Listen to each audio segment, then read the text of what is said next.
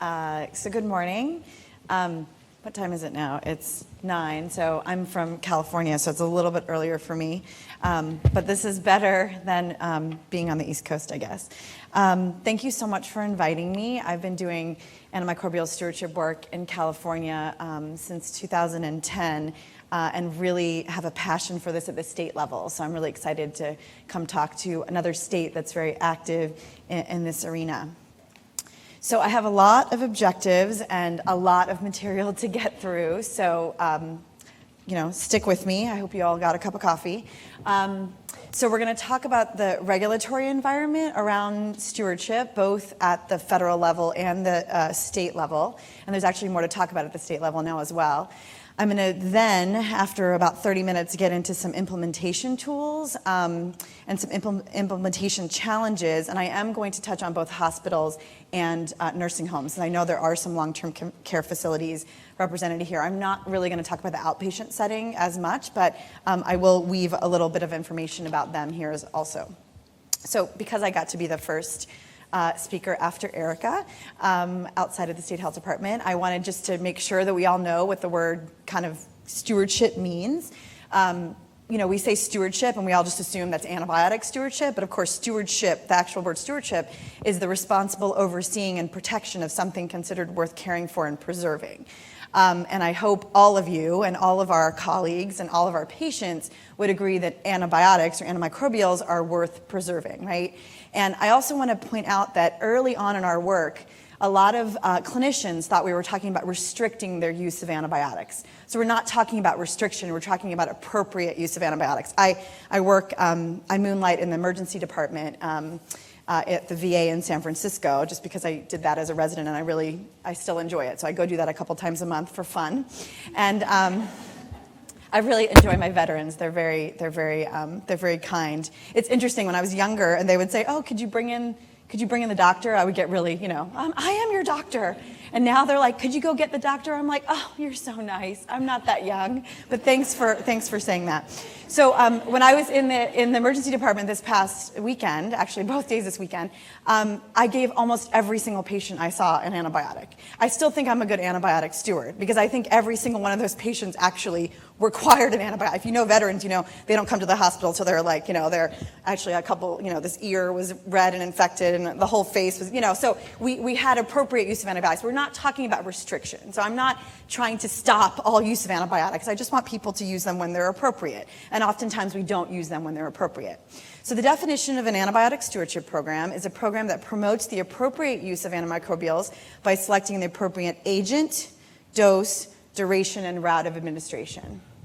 That seems pretty basic, but we know this is something we're not doing that well. And of course, the objectives of this program are to minimize acquired resistance, improve patient outcomes, patient toxicities, adverse drug events, and also reduce treatment costs. And Erica already highlighted one of the biggest adverse events that we're now seeing, and you all are seeing quite a lot in Illinois, is Clostridium difficile. So using antibiotics appropriately is not a new concept. Sir Alexander Fleming, who's the discoverer of Penicillium notatum, the first known antibiotic, addressed the use of antibiotics in his 1945 Nobel Peace Prize acceptance speech. So he says in this speech, "The time may come when penicillin can be bought by anyone in the shops," which, as you know, is the case in many countries currently. "Then there is the danger that the ignorant man may easily underdose himself and, by exposing his microbes to non-lethal quantities of the drug, educate them to resist penicillin."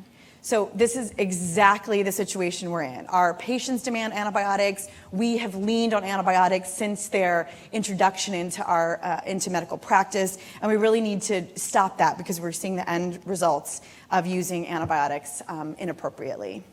We have documented antibiotic stewardship programs since the 1970s, in fact, in U.S. hospitals. We have literature documentation of this in academic facilities, but we also know of many community hospitals that actually implemented antibiotic stewardship programs since the 1970s as well. They just didn't publish on it, but it did happen. This is a map that highlights what Erica already talked about. This is CDC's attempt at looking at antibiotic stewardship programs across the country in 2014. And I do want to point out that Illinois is at the top of the heap here. So you all are in this bucket, and nationally, right, 39% of all hospitals have stewardship programs meeting all of our current elements. And then lastly, so what is happening with all the other hospitals? So that's one of the reasons we have these meetings. So we have some hospitals doing a great job. We want to make all the hospitals do a great job. So that's what we want to talk about. What about the rest, and how do we standardize this? Okay, so now I'm going to get into kind of the regulatory momentum, and there's a lot of momentum here just in the last few years. I think one of the first big reports that came out on this topic was this report out of the CDC, Antibiotic Resistance Threats, and it really documents various serious and urgent organisms that cause threats to our society. But what I really liked about this report was this foreword by Dr. Tom Frieden, who's the director of the CDC. So he says that antimicrobial resistance is one of our most serious health threats. The loss of effective antibiotics will undermine our ability to fight infectious diseases. And he does say that there are proven public health strategies to limit the development of antibiotic resistance: immunization, infection control, protecting the food supply, antibiotic stewardship, and reducing transmission through screening, treatment, and education. So I think this is a really nice, concise document talking to all of us about how we can all improve the use of antibiotics in many different sectors. And antibiotic stewardship is, high on the list here.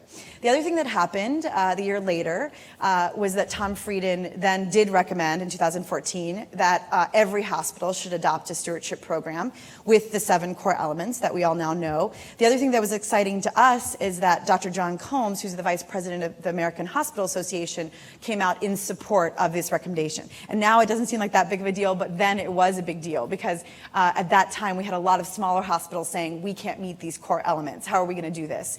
But then we had their professional society saying, no, we can do this. We're going to help our hospitals get this done. So these are the 7 core elements, as you all probably know very well, that were released in March of 2014. In September of 2014, we had a lot of action in antimicrobial stewardship. The White House announced a national effort to combat antibiotic resistance, and there were 3 key items that were released on this one day in September: a report from the President's Council of Advisors on Science and Technology, the National Strategy for Combating Antibiotic Resistance Bacteria, and the Executive Order. And antibiotic stewardship was prominent in all 3 of these areas. And for us that have been working in this area for a few years, it's really exciting to see President Obama actually say the words antibiotic stewardship. And the other thing I'm not going to have time to go into each of those, and I think in your packet I did go into each of them in my slides. So take a look if you really want to have a summary of what happened in each of those different initiatives. But I do want to mention the national strategy specifically does call out states. It says all states will implement stewardship activities in healthcare settings. So you all are already getting funding. You will continue to get funding in this area because there is a lot of effort for states to help our own facilities with implementing stewardship activities. So this is very exciting. This was followed up in June of 2015 last year with a large White House summit on antibiotic stewardship. There were over 150 organizations that were present at this summit. Both the animal and the health sectors were present. This is also exciting. We know that antibiotic resistance is not just coming from the human population, but it's also coming in from the animal population as well. We also had public and private entities that were represented, and each organization had to submit how they are committed to addressing the combating antibiotic resistant strategy. So this was also really exciting, and we hope to have a follow-up summit so that we can see how all these organizations have made strides on these goals. So then in July of 2015, we had our first CMS regulation, proposed regulation, released, and we were surprised to find that the first regulation was in nursing homes, not hospitals, because that's what we expected. So what CMS is proposing is that as a condition of participation, so as a condition of receiving CMS reimbursement, Medicare dollars, each nursing home in the United States have an antibiotic stewardship program integrated within the pharmacy and infection prevention and control services. And I hope this is not the first time many of you nursing home providers are hearing this.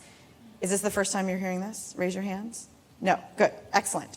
So if you read through this whole Federal Register, it's quite extensive, but they want to expand pharmacy medication reviews to include antibiotics for monthly review. So as you all know, consultant pharmacists go into these nursing homes and do monthly reviews, usually on antipsychotics. They want to expand that to antibiotics.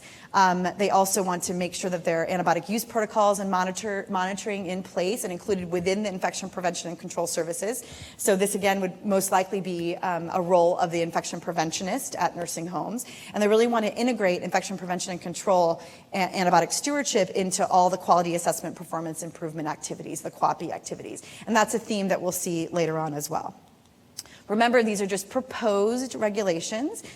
These were proposed in July of 2015. CMS received over 7,000 comments to this regulation, and they are currently going through those comments and trying to figure out how to finalize the regulation. So that should be coming out soon. So initially in your packet, we did it because I submitted these slides before June 13th. We didn't have the condition for hospitals, but on June 13th, CMS proposed the Hospital Antibiotic Stewardship Program as a condition of participation. Have you all heard about this? Raise your hands. Yes. Yes, great. So this was released June 13th. This is hot off the presses, right? This one thing to note is this applies to acute care hospitals and critical access hospitals. So we're talking about all hospitals. The other thing that's interesting to note is this condition revises the infection control condition of participation to the infection prevention and control and antibiotic stewardship program condition of participation. So rather than adding a second rule, they just decided to combine infection prevention and antibiotic stewardship. I should say that that's not necessarily because they think that these services should be provided out of one place, right? That infection preventionists should be the only ones doing antibiotic stewardship. It was because this was the easiest way to introduce it into the rule rather than introducing it as a new rule. So this condition is open for comment, and I would strongly suggest you take the time to read through it and submit a public comment, because CMS will read through all the comments and try to figure out how to put this together into a final rule. So if you have any issues with the condition, you should get your comments into the Federal Register as soon as possible. So this would take 45 minutes in and of itself, and I don't have that time, although I'm going pretty fast. But so these revisions include, as a summary, requiring hospitals to develop and maintain antibiotic stewardship programs, requiring hospitals' infection prevention and control and antibiotic stewardship program be active, be hospital-wide for surveillance, prevention, and control of HAIs, and for optimizing the use of antibiotics through stewardship. This program also must demonstrate adherence to nationally recognized infection control guidelines, as well as best practices for improving antibiotic use. So very similar, I think in some ways, to the nursing home condition, but it's also much more extensive. So please go through and see that there are many other parts to this. The other thing I really liked in the revision, or in this proposal, was this one paragraph about kind of stepwise implementation, really. So let me just read you this quote directly out of the proposed rule. We are proposing to intentionally build flexibility into the regulation by proposing language that requires hospitals to demonstrate adherence to nationally recognized guidelines rather than any specific guideline or set of guidelines for infection prevention and control. I don't know where the 33 came from, but it's and for antibiotic stewardship. While the CDC, I think that might be me on the plane yesterday entering that, and I don't think that's actually in the proposed rule. While the CDC guidelines represent one set, there are other sets of nationally recognized guidelines from which hospitals might choose, such as those established by SHEA and IDSA. So as you know, SHEA is the Society for Healthcare Epidemiology of America, and IDSA is the Infectious Diseases Society of America. So this is really nice to say that you should choose the guideline and then adhere to it, but we're not going to be that prescriptive. So this is, of course, just in the proposed rule. We'll see what happens in the final rule, but this is really interesting that they built this flexibility into the proposal. I really like that. I think it highlights the fact that antibiotic stewardship is not one size fits all to every institution. It really needs to be guided at each local institution. So a couple of other national, federal kind of regulations I want to mention to you is another proposed rule. This is the Hospital IPPS rule, the Inpatient Prospective Payment System rule for 2017, which I believe is open for public comment right now. So within this rule, they're saying that in the future we are proposing that the NHSN Antibiotic Use and Resistance module, or the use measure, that be used to advance national efforts to reduce the emergence of antibiotic resistance by enabling hospitals and CMS to assess national trends. So they are considering having hospitals report into the AUR module and that be part of the IPPS. So I know you all are already working on this in Illinois. You're ahead of the game because many are having trouble kind of figuring out how to manage this. But this is something that down the line may be required in the IPPS system. And then last but not least is the Joint Commission. So late in 2015, the Joint Commission proposed an accreditation standard for antibiotic stewardship in all healthcare facilities. They actually do include nursing homes and various other sectors. The standard has 8 performance elements. The draft went out for field review in late 2015, early 2016, and they are currently reviewing comments to make decisions about next steps. So the Joint Commission has also decided to develop their own standards as well. So that's also worth looking at what they have proposed, but we will probably see later this year their final accreditation standard in this area. So what now? Well, we really feel like this is an unprecedented time for antibiotic stewardship. We have the National Strategy for Advancing Stewardship as a key part of combating resistance, but now comes the hard part for you all. How do you actually put reports and strategies into action, right? How do you actually make sense of everything we've talked about and really try to improve the use of antimicrobials in each of your facilities? So I'm going to try to talk a little bit about that, but I'm going to start with the California perspective, which is where my expertise comes from. So I'm happy to say that California is an antimicrobial stewardship leader. We passed Senate Bill 739 back in 2006, actually, and it was signed by Governor Schwarzenegger. He was our governor at the time. And back then, this was a large bill requiring HAI surveillance and reporting, all the other things that all these states were looking at. But one of our ID physicians, who happened to be on our advisory committee, kind of snuck in this little paragraph about antibiotic stewardship. And if you ask him why he did this, like he just says, I don't know, I just decided to stick this in there. So there's no blueprint for how to do this, you know, in other states, but this is how it got started in California. It kind of got hidden within a larger bill on HAIs. So what our one sentence back in 2006 stated about stewardship was that by January 1st, 2008, the department shall take all the following actions to protect against healthcare-associated infections in general acute care hospitals statewide. And one of those measures under this qualification was require that general acute care hospitals develop a process for evaluating the judicious use of antibiotics, the results of which shall be monitored jointly by appropriate representatives and committees involved in quality improvement activities. So I actually started my job at the State Health Department in 2010, and I was told, oh, why don't you figure out what's going on with this bill and how hospitals are responding? And so I read that and thought, well, that sounds like an antibiotic stewardship program. So we started telling our hospitals that they should have an antibiotic stewardship program to meet this state requirement in California. In 2010 and 11, we did a web-based survey to see how our hospitals are doing. I should say we have 425 hospitals in the state of California. Our acute care hospitals are also, the long-term acute care hospitals are also under the same umbrella. They have the same regulations, so these also include LTACs. 52% of our hospitals responded to our survey, our web-based survey that was open for quite a long time.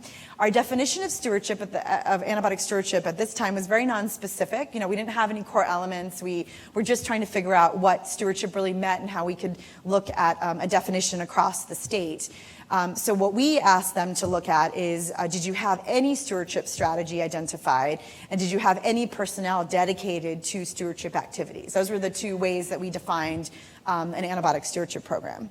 We felt that our sample of hospitals was pretty representative. It was very representative in terms of rurality and regional variation. We had slightly higher teaching status, so we had more academic facilities and community teaching facilities that were represented in our sample, and we had slightly higher bed sizes. So we had 200 to 300 beds that were represented more than 140 bed facilities. So out of our hospitals, this is back in 2000 and 2011. So all we have at this point is just the state law requiring stewardship or judicious use of antibiotics. So 50% of our hospitals back then currently stated that they had a stewardship program based not on the 7 core elements, again, based on the definition that I told you about. 30% said they were planning one, and about 17% said they didn't have one. But it was interesting that even of those that didn't have one, they had many of them, a third of them, had pharmacists that were actually overseeing the use of antibiotics. So as Erica said earlier, like the data that we're getting out of some of these national surveys may not be accurate as to what really is going on in the hospital. And the other thing that we're really interested to find is that about a quarter of our hospitals that responded to the survey were influenced to start stewardship based on our Senate bill, right? So a lot of people ask me, this is obviously the carrot and the stick phenomenon, right? That there was a regulation, it went into place, or a legislation that went into place, and then that convinced hospitals to start these antibiotic stewardship programs. I don't like to think of it that way. The way I like to think about it is that there are lots, as you all know very intimately, there are lots of limitations in terms of where you can put funding in hospitals, especially in this day and age. So our law allowed our hospitals to funnel more support towards antibiotic stewardship, as opposed to other hospitals that had to put it lower down on the list given their limited resources. So I think a lot of our administrators had to put stewardship on the top of their list because of our law, and many of them were not penalized for it back then. Now they are being penalized if they don't have stewardship, or they don't have at least what our law requires. But I think at that time it was really a nice way to start thinking about this issue and making it important to administrators in terms of funding. So then we had Senator Jerry Hill, who is a senator from San Mateo County, get very interested in stewardship. So Jerry Hill is a really active senator in California who himself sustained an MRSA skin infection.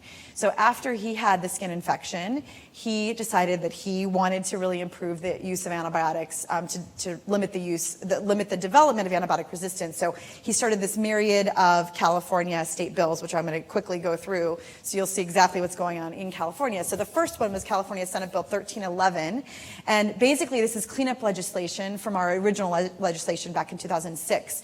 So this legislation stipulates that each California acute care hospital shall have a multidisciplinary physician-supervised stewardship program with an educated champion by July 1st, 2015. And this was signed by Governor Brown in 2014. After this, Jerry Hill expanded to nursing homes. So in Senate Bill 361 that was signed by Jerry Brown in October of 2015, every skilled nursing facility, which are 1,200 nursing facilities in California, are now supposed to have a stewardship program by January 1st, 2017. And for those of you that know long-term care, this is a huge step. This is something where we still think that the nursing homes many of them don't even know what their words antibiotic stewardship are, but we really are, this is a big, big deal. And the other thing I wanted to mention that's super interesting, and Erica, I don't know if I've talked to you about this, as this bill was being written, okay, there were no guidelines from CDC on what to do in nursing homes, right? How to implement stewardship programs in nursing homes. So as this bill is going through our legislative process, we're talking to CDC and we're like, so are you guys going to write some guidelines? Because we don't have any guidelines right now for this. So what's really cool is the state process pushed along the federal process. So because of this legislation, CDC had to put out core elements for stewardship programs in nursing homes. So this is another great example of how state activities can push what's going on in the federal arena, which is really, really wonderful. So the CDC Core Elements came out exactly at the same time, coincidentally. There is this is an adaptation of the core elements for hospital stewardship programs. And the thing that Namali Stone, who's at CDC, who really is the main author of this guidance, what she says is the nursing homes are encouraged to work in a stepwise fashion, implementing 1 or 2 activities to start and gradually adding new strategies from each element over time. So really, nursing homes are not expected to do all 7 core elements right away. This is going to take time, so they're encouraged to do this step by step. So that's exciting. So then the next thing that Jerry Hill did, actually this is during the same session as the nursing home bill. This is California Senate Bill 27. You probably have not heard about this. This is something that doesn't affect you all directly because this is in the animal sector. So he went after medically important antimicrobial drugs in livestock. So in California now, on California farms, you are not allowed to use any medically important antimicrobial drugs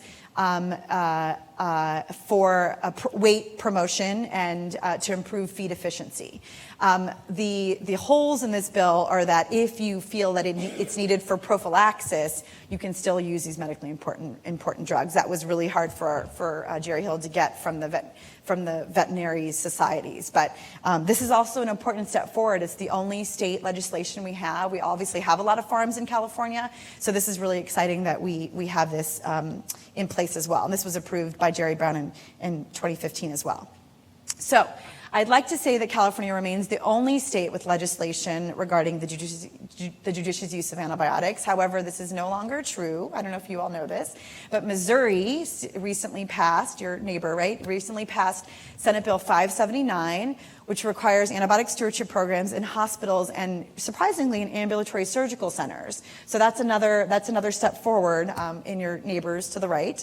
They also require all hospitals to report to CDC's AUR module as well. So there are 2 distinct differences with this bill as opposed to what we've seen in other places, the ASCs additionally, and then the AUR module being required also.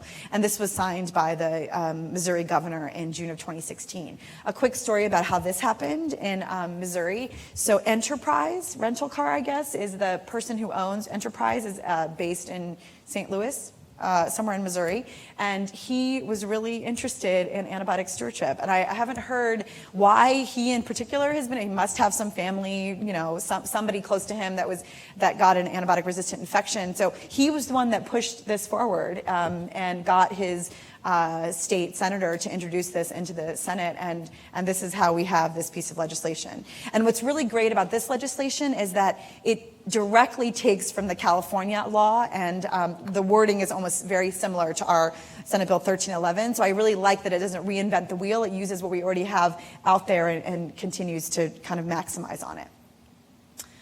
All right, so I'm going to now jump into antibiotic stewardship implementation. So you all probably know that we did have some initial guidelines by our professional societies back in 2007, published in CID. This was developed by IDSA and SHEA. And this guideline documents kind of what the team should look like, the elements of a stewardship program, including strategies and measurement, and then research priorities and future directions. And then we had a couple of years of some sporadic literature in stewardship. One of the ones that I really like in the community hospital setting was this paper out of a supplement from CID from Ed Septimus and Rob Owens, where they talk about stewardship as a menu of strategies and interventions. And they say that it's customizable with application in every healthcare setting, including those with limited resources, including, of course, community hospitals, and now we're expanding to nursing homes, outpatient settings as well. So really thinking through stewardship as, again, not one size fits all, but a menu of interventions that you can pick and choose from and decide what works best at your own facility. Just to get a sense of what's happening kind of nationally, in a national survey back in 2012, colleagues in Boston looked at 406 U.S. healthcare providers, and out of them, about 51% responded that they were working in a hospital with an antibiotic stewardship program. Of these, 71% included ID physicians, 59% included ID pharmacists, and 51% included infection preventionists. So again, we have a lot of interest around team members that include ID physicians, ID pharmacists, and infection preventionists. Hospitals with a stewardship program were 3 times more likely to have an ID consultation service or an ID pharmacist than hospitals without a stewardship program. So I think that it's really important to obviously get your ID physician involved with your stewardship program if you have one accessible, and of course your ID pharmacist. So some other guidance that we have to kind of help us figure out how to implement some of these strategies. One was released out of a myriad of different professional societies that care about stewardship in November of 2014. This was the ASP core competencies. So what they've done in this document is listed out all the core competencies that the program should have. So that they should know about rapid diagnostics, they should develop an antibiogram. Like they have listed out all the different core competencies for many different stakeholders. And the stakeholders here included physicians, pharmacists, infection preventionists, microbiologists, and hospital administration. And then lastly, this was just released in April of 2016, and I hope you all have had a chance to look at this. This is the SHEA IDSA ASP implementation guidelines. These are revised guidelines from the 2007 guidelines that take a practical approach by offering some more pragmatic advice and endorsing programs tailored to each institution's kind of situation. We focused on individual interventions for this guideline, and then we also used the weighing scale. We had an expert panel that evaluated kind of the strength of different recommendations and the quality of evidence. So we offer 28 recommendations, and they're very specific. So if you go through these recommendations and you find one that kind of speaks to you that you think might be really useful in your facility, it might be nice to be able to take this to your physicians, your program, your administration, and say, you know, this is the national guidelines. We really should try to implement this recommendation. So this is the one recommendation on nursing homes that I want to just make sure you all know about. It's relatively weak in terms of the quality of evidence because we don't have a lot of literature out of nursing homes and antibiotic stewardship. So in nursing homes and skilled nursing facilities, the guideline recommends implementing antibiotic stewardship strategies to decrease unnecessary use of antimicrobials and improve clinical outcomes as a good practice recommendation. But what I like is what we wrote in the comments. Implementing antibiotic stewardship programs at nursing homes and skilled nursing facilities is important and must involve point-of-care providers to be successful. So in no other recommendation do we stipulate that the nurses, the frontline providers, the nurses are essential to antibiotic stewardship. In the nursing home, they absolutely are. The traditional physician pharmacist team may not be available on site, and facilities might need to investigate other approaches to review and optimize antibiotic use, such as obtaining ID expertise through telemedicine consultation. So we're just giving some ideas about how to implement this. So along those lines, talking about nursing homes and nurses, I wanted to spend a few minutes on the AHRQ Nursing Home Implementation Guide. Have you all heard about this implementation guide? Raise your hands if you have. A couple of you? Some of you? Okay, so this is the Agency for Healthcare Research and Quality. They have developed a guide these are 4 different AHRQ projects to develop these toolkits, and this is available online. It's free, so I do encourage you to take a look at the link that you have in your handout. 2 of the toolkits are in communication and clinical decision making about potential infections, and 2 are on the development of antibiograms. So we have a lot of nursing homes that don't know even how to start developing an antibiogram. So this toolkit actually walks the nurse through how to put together an antibiogram at the nursing home. And the guide is very comprehensive. So when we talk about communication and clinical decision making, there is step-by-step information on, for example, a PowerPoint presentation, how to communicate to your nurses about what antibiotic stewardship is. It goes through 4 different infections that you see often in the nursing home setting and how to kind of deal with them and not necessarily use antibiotics to combat them every single time.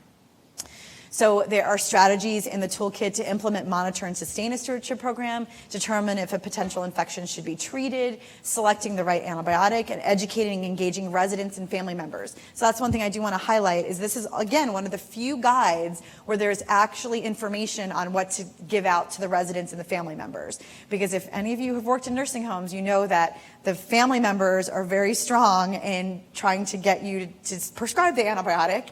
And as are the nurses. We did a big study in California implementing antibiotic stewardship programs in nursing homes, and the doctors would agree with us that we could stop the antibiotic. They would call the nurses, and the nurses would not stop the antibiotic, because the nurses would say, you haven't seen this patient the last time they got their urosepsis or whatever, and we don't want that to happen, so we're not going to stop the antibiotic. So the nurses need to be educated, much more so, in my opinion, than in hospitals, because they are driving a lot of this antibiotic use in nursing homes. And secondly, the residents and the family members are demanding, right? A positive urine culture equals antibiotics. And so they need to be educated about this as well. And this toolkit attempts to do that. So I want to show you just the UTI SBAR tool in this toolkit, because I think it's really, really well done. Not that I had anything to do with it, but I really like it. So the SBAR tool, you probably know, right? This is the way nurses communicate with physicians, oftentimes in nursing homes, right? The S stands for situation, the B stands for background, A assessment, R recommendation. So what usually happens in a nursing home is the nurse is really good about talking about the situation and the background, and then they stop talking when they get to the assessment and the recommendation part, right? They just say, okay, now what do you want me to do? Right? So the attempt with this tool is to help the nurses, when they think they have a UTI, to go through the process, check off the boxes, check off the background, and then use kind of this flow chart in the assessment and recommendation part to guide the physician as to what the appropriate recommendation is, okay? And we do this for all four of like the most common infections that we see in nursing homes. So this is a really nice tool. Helping people use antibiotics more appropriately in the nursing home setting. What we've seen is people can use this on their iPhones. You can actually download the mobile version of this. You could also print it out, and you can have, this can be the nurse's note. If you have a written chart, you can just fill it out and stick it in the chart. Or it can simply be a worksheet by which the nurse, makes notes and then talks to the provider. And then there's some nice recommendations here on various orders. I don't think this is really working, but the second half of the second page, various orders that are recommended or could be recommended. So do you want to order a UA? Do you want to record fluid intake?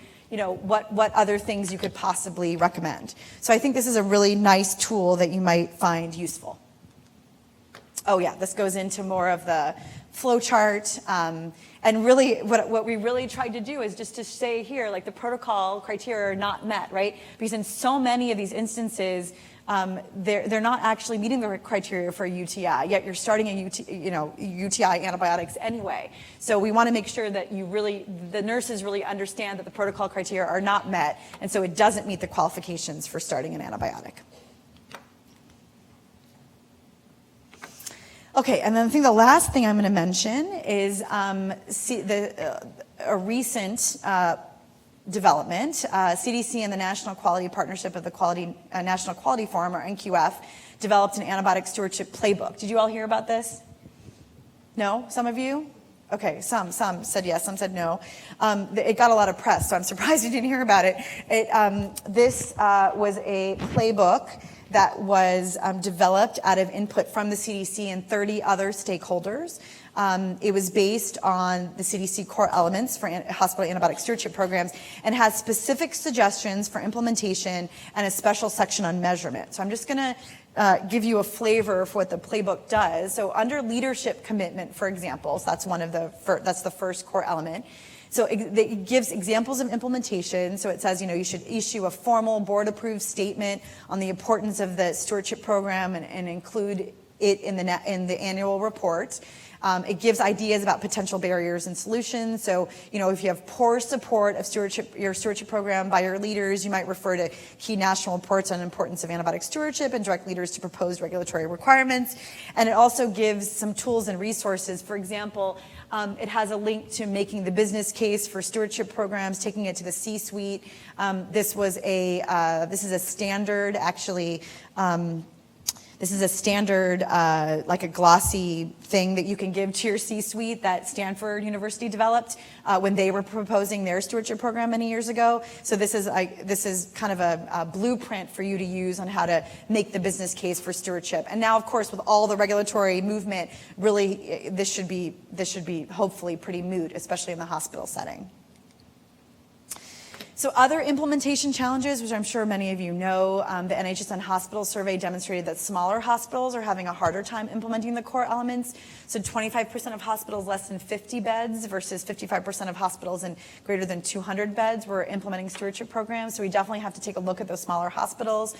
But it does look like about 100 critical access hospitals did report implementing all 7 elements. So we do have critical access hospitals in the country that have implemented stewardship programs. So they definitely are ones to go talk to and see how they did that. So how can we disseminate their experience? We think that state-based collaboratives seem to be very helpful in helping the smaller hospitals learn from larger hospitals, and smaller hospitals learn from one another. Okay, so I actually got through that much quicker than I had expected, so we have some time for questions. But let me just end by saying antibiotic stewardship is recognized as a priority in U.S. healthcare facilities. So for those of us that have been thinking about this for quite some time, we're now in the spotlight, if you will. This is now required for CMS reimbursement, or will be required for CMS reimbursement. The antibiotic use and resistant measures will be required and reported via CDC's NHSN, so it behooves you to start thinking about it now, especially with the emphasis in your state. Every healthcare provider can act as an antibiotic steward. I firmly believe this. This is not something that we can only discuss with ID physicians, with IPs. We need to broaden who we talk about antibiotic stewardship with. I'm going to AAO, the American Academy of Ophthalmology, this year in Chicago, actually, and I'm really excited to get to talk to our ophthalmology colleagues about their use of antibiotics. I mean, we really need to expand where we're talking about this, right? For years, we've been just talking about this amongst ourselves, and we need to expand that because we're all a part of it. My father-in-law, who's a pathologist, still prescribes people antibiotics when they call him up on the phone, and he hasn't seen a live patient in 45 years. So again, this is something that all healthcare providers need to learn about, and not just physicians, nurses, as I talked about in the nursing homes, pharmacists. I mean, we all need, and pharmacists are already thinking about this because they're ahead of the game, but nurses need to we need to talk to nurses about this, as well as all of the people in your facility that are contributing to the use of antibiotics. We've had a lot of medical assistants in outpatient settings that are, when they are taking the blood pressure, they're saying, oh, well, you should get an antibiotic today. You should ask your doctor about an antibiotic. I mean, all those people need to be, we need to educate all of them about the appropriate uses of antibiotics. There are opportunities, I believe, to reduce antimicrobial use in every single U.S. institution, outpatient and inpatient facilities. And I'll just leave you with go forth as antibiotic stewards, which I'm sure you already are. Stewardship is the responsible overseeing and protection of something considered worth caring for. Antibiotics are obviously worth protecting, not just for us, but for future generations. I think this last month we saw colistin-resistant E. coli out of a nursing home resident in Pennsylvania, and really it shocked a lot of people, but that's the direction we're moving in, where even our most kind of powerful, one of our most powerful antibiotics that we don't like to use that often is also seeing resistance as well. So we really do need to do something about this. If we did not have antibiotics, modern medicine would not be possible, right? We wouldn't have burn treatment, chemotherapy, transplantation. So we really do need to do something about protecting antibiotics. So I had to put this in because this is an election year. And this is strain of 2000. So this is what the microbes are talking about, right? You are the next class of drug-resistant bacteria. As humans continue to abuse and overuse our antibiotics, your ranks will swell. So go out there and mutate. And remember, that which does not kill us makes us stronger. Thanks for your attention. I'm happy to take any questions.